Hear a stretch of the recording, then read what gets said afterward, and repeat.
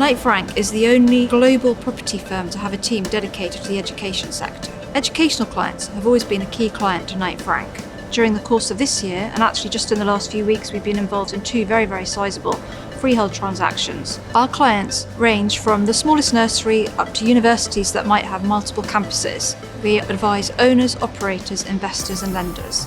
Kieran, what's the market like in the nursery sector?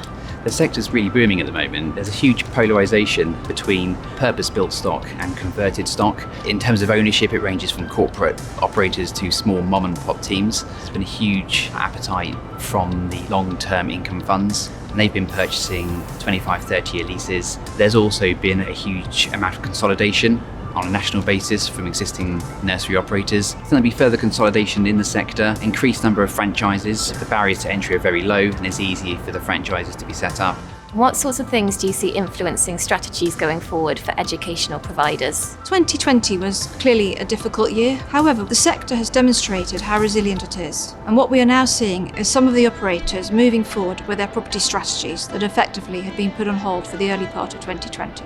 We have seen our clients look at their properties and see how they may need to adapt them to accommodate the new modes of learning that are increasingly being used. Overall, there has been a slight drop in pupil numbers in the last 18 months, but actually what we have seen is some of that shortfall in pupils from overseas being picked up by domestic demand. Paddy, can you give us some background to the SEN market? It's a £4 billion market funded pretty much exclusively by government. The independent part of that is about £1.2 billion.